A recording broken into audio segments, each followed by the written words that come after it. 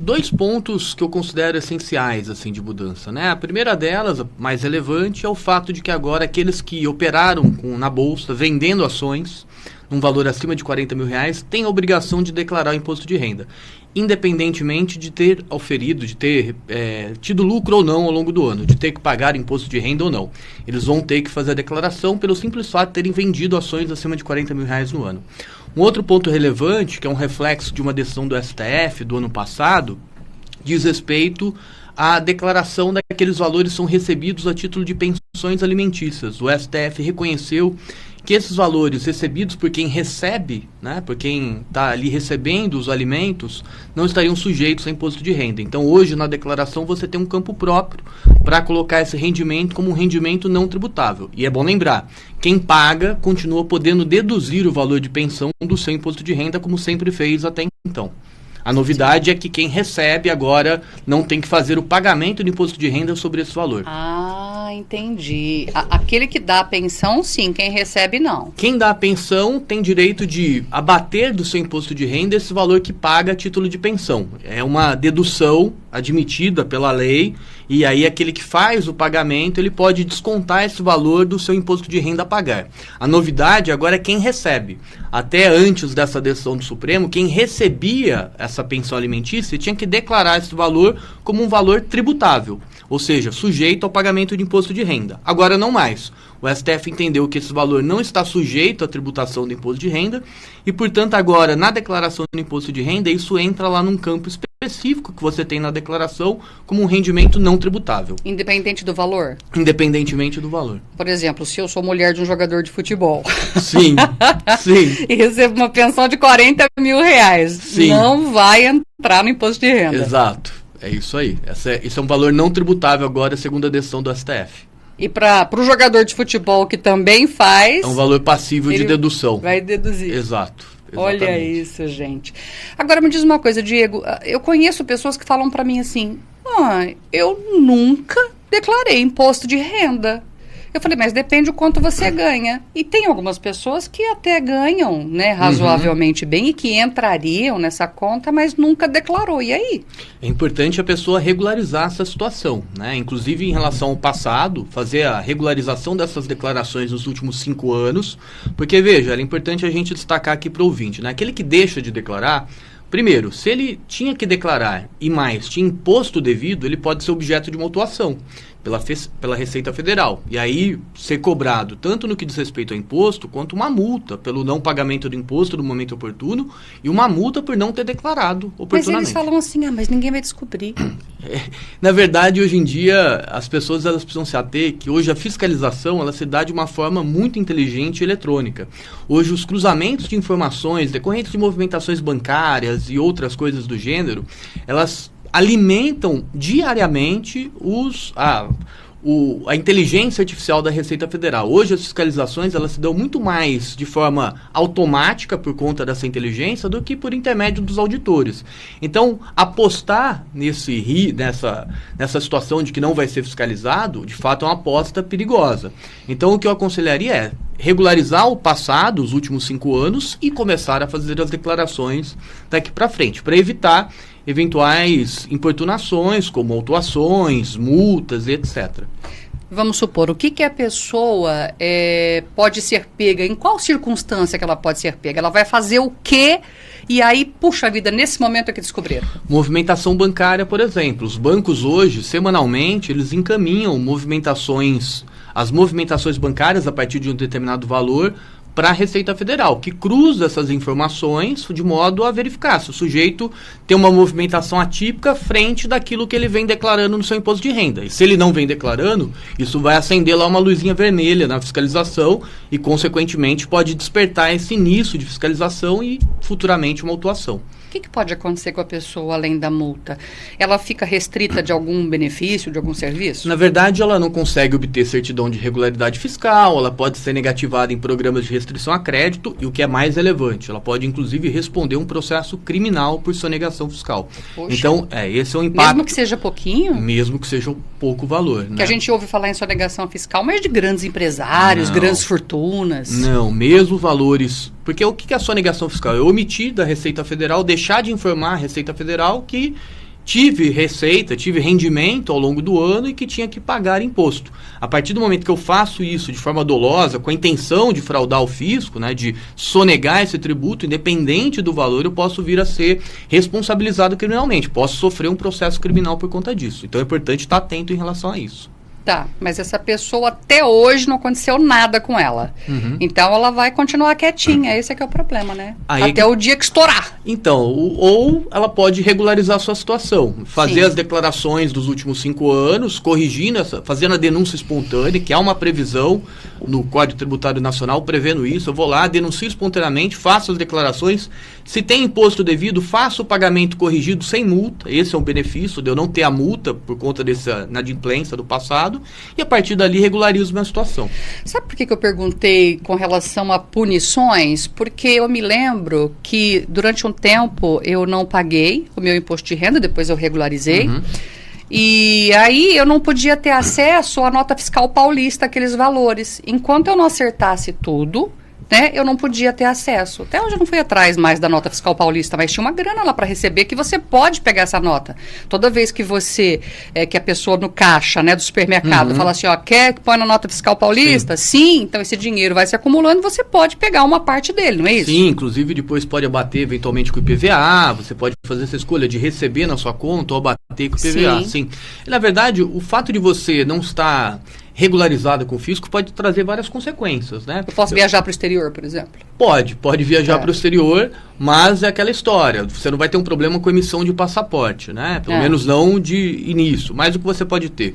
Uma execução fiscal ajuizada contra você para cobrar esses valores depois de uma eventual autuação, e aí você pode ter penhora de bens, né? A constrição de patrimônios, bloqueio de ativos financeiros, ou seja, bloquear a tua conta bancária para eventualmente esse valor ser convertido em favor da fazenda e pagar esse débito, enfim.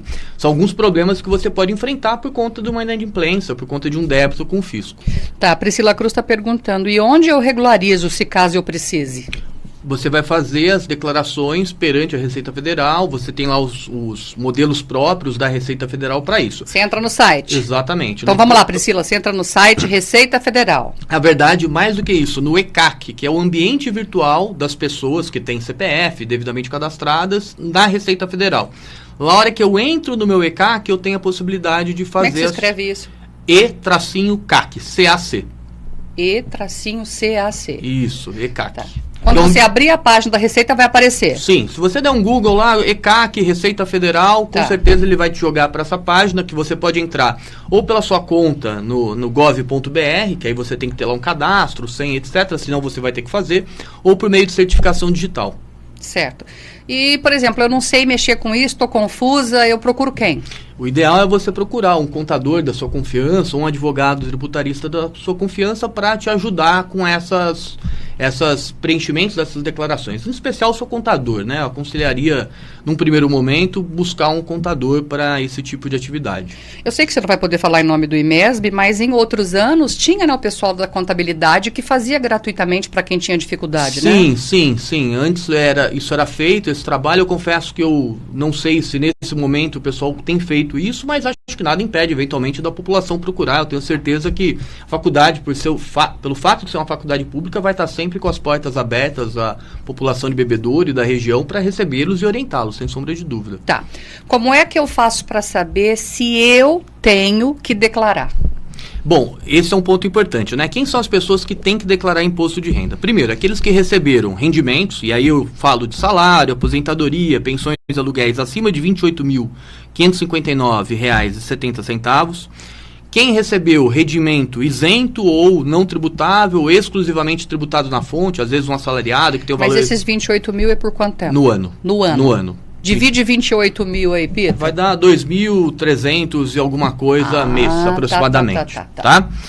Aqueles que receberam rendimento isento, não tributável ou exclusivamente tributado na fonte acima de R$ 40 mil, então, eventualmente, doações, herança, seguro-desemprego, FGTS, tá? Acima de R$ 40 mil, ainda que não tenha tributo a pagar, mas o fato de ter recebido esses valores faz com que ele tenha que declarar imposto de renda. Aquele que teve ganho de capital vendendo bens ou direitos sujeitos à incidência do imposto de renda. Como assim? eu comprei um imóvel, vendi esse imóvel com uma mais-valia, com um ganho de capital, e tive que pagar imposto de renda sobre o ganho de capital. Ainda que eu não tenha que declarar imposto de renda, tenho que pagar imposto de renda, eu tenho que fazer a declaração. Por exemplo, eu comprei uma casa, a minha casa vale 200, eu vendi por 250, eu tenho que declarar. Se tiver ganho de capital nessa operação, se você teve que pagar, se eu tive ganho? Você teve que... Quando você fez essa venda, você teve que apurar se teve ou não. Primeiro, se você tem isenção, se não tem, mas se tinha incidência, você teria que ter apurado, prestado a informação e feito o pagamento. Nessa hipótese, você tem que fazer a declaração de imposto de renda. E eu vou ter que pagar para o governo uma parte da casa que eu vendi? Na verdade, vamos lá, se você teve ganho de capital, e desde que não esteja nas regras de isenção, um percentual sim, ele está sujeito à incidência. A mesma coisa para a venda, por exemplo, de ações. Também você pode ter o ganho de capital e ter incidência de imposto de renda. Carro não entra? Carro não. Nem moto? Não. Só bens imóveis e esses bens imóveis, em especial ações, né? Que estão sujeitos. Além disso, essa é uma novidade do imposto de renda desse ano, quem realizou operações na Bolsa vendendo ações acima de 40 mil, e aqui independente de ter tido ou não ganho de capital, fez a venda de ações ao longo do ano de 2022 acima de 40 mil reais, tem que se sujeitar à declaração de imposto de renda. Aqueles que possuem bens ou direitos acima de 300 mil reais e também aqueles que tiveram receita de atividade rural acima de R$ 142.798,50. Também tem a obrigação de declarar. Tá, a Priscila Cruz está dizendo que está um pouquinho confusa. Ela falou assim, olha, eu sou autônoma, faz 2 anos, eu já fui atrás de uma contabilista e ela me disse que eu não preciso declarar. Provavelmente por conta do valor dela ao longo do ano ser inferior ao valor necessário para a declaração. Lembrando, quem tem que declarar? Aqueles, nesse ano de 2023, aqueles que receberam valores acima de R$ 28.559,70 no ano. Então, provavelmente, se a receita dela ficou abaixo desse valor, de fato, ela não tem a obrigação de declarar. Tá. Então, vamos supor, eu ganho R$ 3.000. Eu vou ter que declarar. Se você ganhou esse valor meses, ao longo vai dos dar mais 12 de 28. meses, sim. Tá, e aí como é que eu posso, ou como é que eu sei se eu tenho não a pagar, mas a reaver? Isso você vai ter que também, na sua declaração, você tem lá, você vai informar os valores que recebeu, né, a título de rendimento, e eventualmente os valores que você tem direito à dedução. Então, o pagamento de pensão alimentícia dá direito à dedução, você tem lá a possibilidade de ter dependentes na sua declaração de imposto de renda, então, eventualmente, o valor que você gastou consigo ou com dependentes a título de educação, de saúde, tudo isso, educação com limite anual, mas tudo isso dá direito a deduções. E aí, eventualmente, ao final, o contador ou a pessoa que está fazendo a declaração, ela vai apurar. Dentre aquilo que eu tive de receita, de rendimento, e aquilo que eu tive de dedução, se eu tenho saldo a pagar ou saldo a receber. E aí, ele vai apurar, e tendo saldo a receber, você vai ter direito a receber lá nas restituições. Ponto importante também, Eli, para os ouvintes, né? Aqueles que optarem por receberem via Pix, têm preferência na devolução do dinheiro. Né? Eu posso optar por receber por Pix? Pode. Antes era como? Conta bancária, você indicava lá agência e conta e recebia mediante crédito na sua conta. Agora com o Pix isso agiliza, vai mais rápido, vai mais rápido, exato. Agiliza o trâmite e você recebe primeiro. Isso só para receber ou para pagar também? Para receber é mais interessante, mas salvo engano também é possível fazer o pagamento via Pix, tá? Tá certo. Agora, eu me lembro que tinha também dentista, não tinha? Por exemplo, seus gastos com Sim. dentista, com médico, tudo que você gastou. Só que aí o que você tem que fazer? Você tem que pedir um comprovante, não é isso? Você tem que ter os recibos, exatamente. Você tem que ter o recibo do que você gastou. Exato. Despesas médicas que não tenham fins estéticos, elas podem te dar o direito a você ter dedução do imposto de renda. E aí sem limite de valores. O importante é que você tenha todos os recibos, os documentos que provem que de fato você sujeitou aquele tratamento clínico, seja ele médico ou dentário, para te sujeitar à dedução de imposto de renda. Porque é muito comum também, a gente sabe, algumas pessoas que acabam muitas vezes comprando recibos para gerar a dedução de imposto de renda. Isso pode ser objeto de autuação, inclusive de apuração em instâncias criminais, e que pode trazer um problema sério para as pessoas. Tá certo, mas vamos supor que eu esqueci, na hora eu não peguei lá nada que me comprovasse que eu fiz um tratamento dentário. Eu posso pegar agora? Você vai pegar, provavelmente com uma data retroativa, importante, desde que lá tenha os registros de que de fato esse tratamento foi feito, não há problema nenhum de você pegar o recibo agora com a data referente a quando você prestou, você teve a atividade prestada em seu favor. O profissional pode se negar a dar? Olha, eu não acho que ele vai fazer isso se ele de fato prestou o serviço, Sim. né? E recebeu pelo valor. Em tese, não haveria razão para ele se negar a prestar essa informação. Agora, uma coisa que eu não consigo entender, só para a gente encerrar, sempre existe, quando você vai fazer o seu imposto de renda, uma forma de você fazer uma doação para uma entidade e aí você, ao invés de pagar para o governo, esse dinheiro vai para a entidade. E muitas pessoas não fazem isso. É o quê? Isso é medo? Na verdade, a pessoa às vezes é falta de informação, às vezes o receio, né? Basta que ela indique lá a entidade que ela quer beneficiar e parte do imposto de renda que eventualmente for devido vai ser destinada a essa entidade como doação. Mas isso só a empresa ou eu, pessoa física, também Também, posso? pessoa física também. Então, por exemplo, se eu quiser destinar parte desse dinheiro que eu tenho que pagar para o governo para uma casa da criança aqui, por exemplo, eu posso? Sim, sim. Isso não vai me custar mais nada? Não, é dentro daquele valor que você pagaria de imposto de renda, parte vai ser destinada a essa entidade. E quem define quanto é essa parte? O próprio governo tem lá as previsões legais para isso. Tá certo. E quando é empresa também? Também. Nossa, e outro, né? Quanto maior o volume de que você tem que declarar, mais você pode doar, né? Sim, você tem lá um limite, óbvio, né, que a lei prevê, mas em tese sim, né? Quanto maior o valor devido, maior proporcionalmente o valor que vai ser destinado à doação. Certo. Eu falei que era só para encerrar, mas tem mais uma pergunta. Pois não. Eu me lembro que logo quando trocou o governo, ficou aquela coisa de, nossa, o Lula agora vai taxar pobre, né? Quem ganha um salário mínimo, quem ganha 2 salários mínimos vai ter que pagar imposto. Isso procede? Não. Na verdade, o que nós tivemos ao longo dos últimos 10 anos, mais do que isso até, é uma não atualização do valor da tabela do imposto de renda. Né? O valor da tabela de imposto de renda, a gente sabe, nós temos uma alíquota progressiva, né, para pagamento de imposto. Quanto mais você ganha, maior a alíquota. Quando você não tem uma atualização, o dinheiro da inflação vai comendo esse valor da tabela. E aí, consequentemente, aquele que ganha menos acaba proporcionalmente pagando mais. O problema não é de hoje, esse problema tem mais de 10 anos. Imposto de renda a tabela de imposto de renda não vem sendo atualizada há mais de uma década. Então não tem a ver com troca de governo? Não tem absolutamente nada a ver com troca de governo. Se o Bolsonaro tivesse ganhado, ia acontecer a mesma coisa? Mesmíssima coisa. Tem uma pessoa perguntando aqui, quem recebeu uma herança, precisa declarar? Precisa declarar, desde que superior a 40 mil reais. Ah, tá. Se essa herança for superior... Mas ela recebeu e não vendeu, tá com ela? Mesmo assim. Mesmo tem que fazer a declaração desde que seja superior a 40 mil reais. Tá.